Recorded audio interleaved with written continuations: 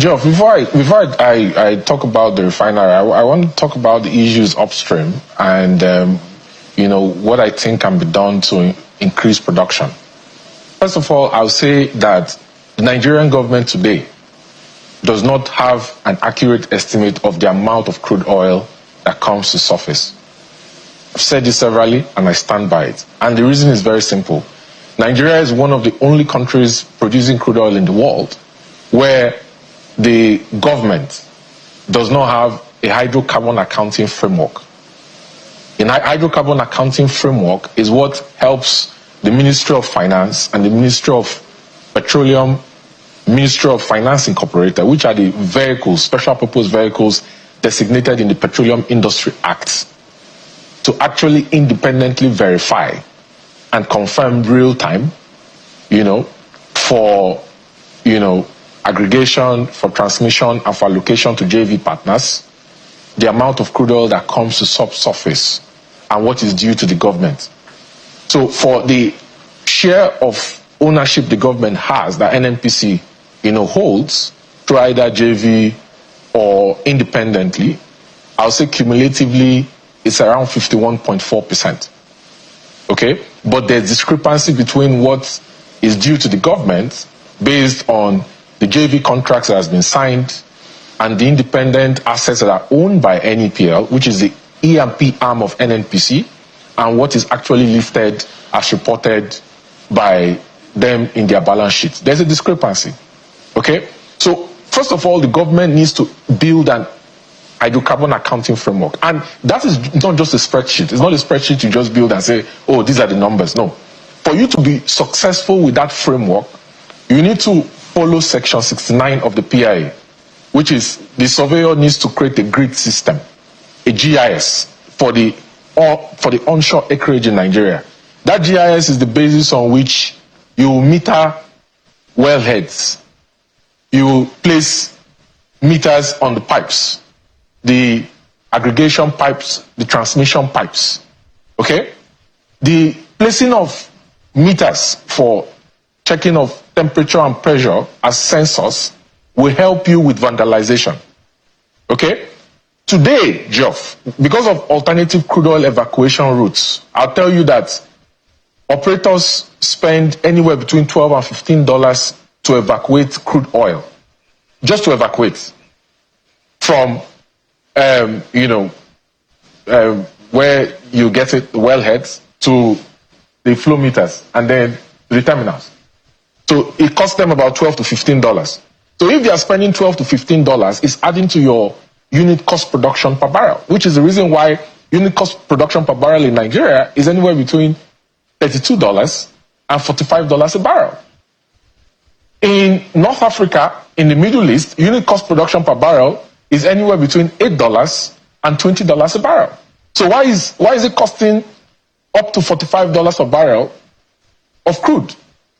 Because you don't have the infrastructure to measure, and you don't have the SCADA system that will help the authorities to be able to manage vandalization of pipes. You don't have, like Prof said, a good maintenance culture for replacing old pipes, wear pipes. Now, those are issues upstream. Right. Okay? Let's come to the refineries. $2.9 billion was allocated for turnaround maintenance. FEC letter was approved on the 12th of August 2021. Okay? The first four-sale agreements that was structured to finance Port Harcourt turnaround maintenance was $1 billion with Afrexim. That was in December of 2021.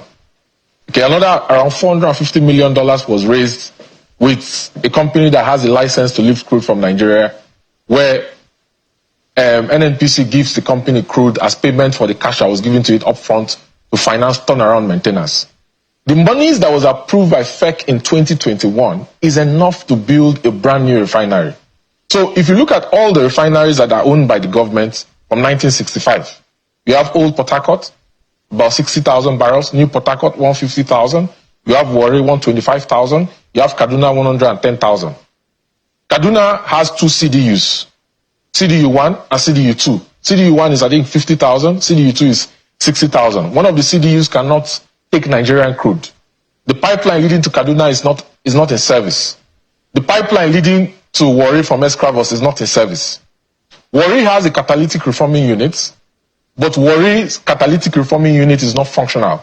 So you can't actually refine PMS. You can produce naphtha, but you can't break it into higher distillates like PMS. The same thing in Port Harcourt. And NNPC data has shown very clearly, like I've said for months, that those refineries are not producing petrol. What they were doing was they badge C5 resins to the refinery, blend with naphtha condensates and call it PMS. In other words, you're saying it's just a matter of semantics. As far as you're concerned, those refineries are not doing what they ought to do in the refining sense. They're just doing some things on the side. But for you, they're still not doing the refining, the production as it ought to be, right? Kayode, there's Aradel in River State, there is Walter Smith, there is DuPont Midstream, there's Obele, there's OPAC. Those are modular refineries, small refineries, 11,000, 5,000 here, 1,000 here, 2,500 here. They don't even have CRU. They don't have catalytic reforming units. The only refinery in Nigeria, and I stand by, and I've always said it, the only refinery in Nigeria producing PMS is Dangote. All right.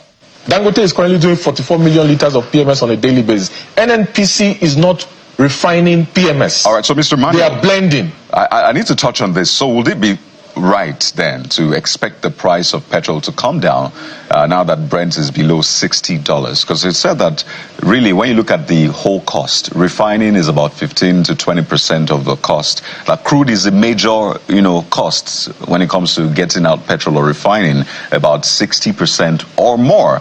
So now that the 60% of that is coming down, shouldn't we be seeing petrol at 500 naira? Okay, so let's do some numbers. The simple way to calculate the price of PMS S-gate at the refinery is basically you multiply the price of a metric ton of PMS, which has a global Platts pricing system, multiply it by your exchange rates, right? And no refinery around the world can determine the price of a metric ton of PMS. That price is fixed. So there is a problem here. If the price of crude oil is coming down and your exchange rate is dropping, then you have a problem. A good way to look at this would have been the price of crude oil is coming down, the dollar index is dropping, Naira is supposed to naturally appreciate. Why is Naira instead falling? Naira is instead falling because the central bank does not have sufficient net external reserves to be able to supply liquidity to the market. Okay.